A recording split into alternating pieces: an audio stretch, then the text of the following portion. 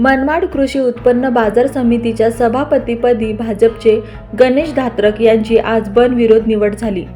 माजी आमदार तथा बाजार समितीचे सभापती संजय पवार यांनी राजीनामा दिल्यानंतर रिक्त झालेल्या जागेसाठी आज बाजार समितीच्या सभागृहात निवड प्रक्रिया पार पडली.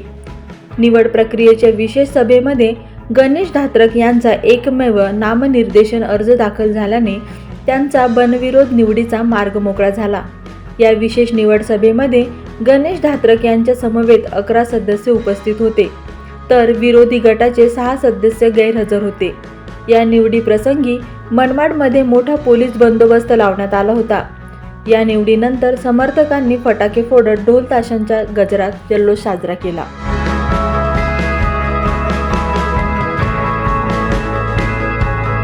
सभापती होणं माझं काही असं स्वप्न नव्हतं, पण ज्या ठरलेल्या गोष्टी होत्या त्या पद्धतीने ह्या सगळ्या घडामोडी झाल्या. जे संचालकांनी आमच्या बरोबर जे निवडून आले होते 12 संचालक, त्या संचालकांनी पण सांगितलेलं होतं की असे ठरलेले सभापती आहे आणि अशा त्यांनी आपल्याला करायचं. त्या पद्धतीने हे झालेले सगळ्यांनी मला सपोर्ट केला आणि सभापती होण्यासाठी माझी निवड केली. त्याबद्दल मी माझ्या संचालकांचा मनापासून आभार आहे. एक गोष्ट लक्षात घ्या, हा राजकारणाचा प्रकार म्हणायचा कमी सभापती आज.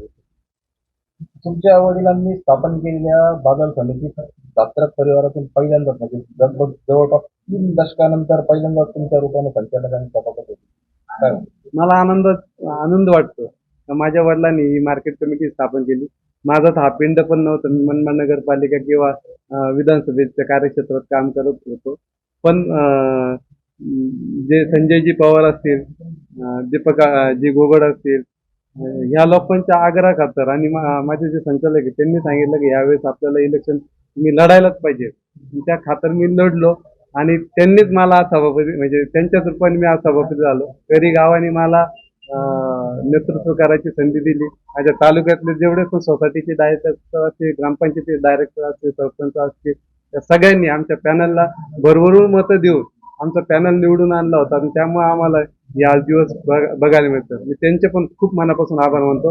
माझ्या आई वडिलांचे पण खूप मनापासून आभार मानतो आणि माझी जी अर्धांगिनी आहे तिचे देखील मी खूप आभार मानतो. अधिकारी बसले होते, त्यांचे डिस्कस करताना हीच गोष्ट मी बोलत होतो का बाजार समिती हा काय राजकारणाचा अड्डा झाला नाही पाहिजे.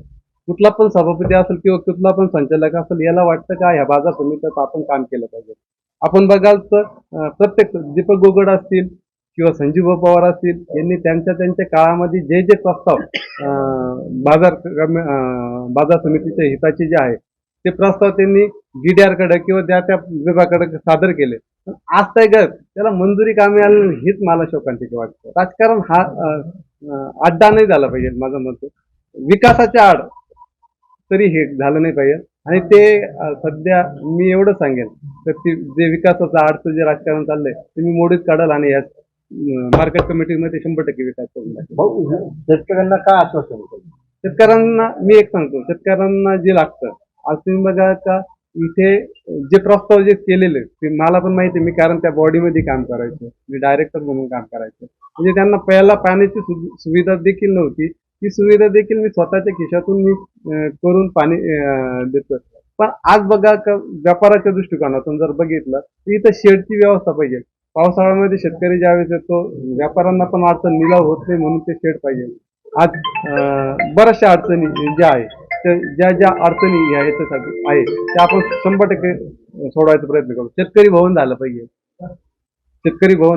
शेतकऱ्यांच्या हिताचं म्हणजे त्यांना आमचं तर असं पण चाललं होतं की इथं पेट्रोल पंप पण झालं पाहिजे, जेणेकरून 50 पैशांनी जरी कमी त्यांना पेट्रोल मिळालं तर त्यांचं हित जपत राहणार आहे. प्लस मार्केटला त्यातून उत्पन्न तयार होणार आहे. त्या सगळ्या गोष्टी आम्ही आमच्या परीने प्रयत्न त्यावेळेस पण केला होता आणि आता मी मी पण प्रयत्न करा. मी एवढं सांगेल का तुम्ही पत्रकार बंधू आहे, तुम्ही एक लोकशाहीचा खूप मोठा आधार आहे.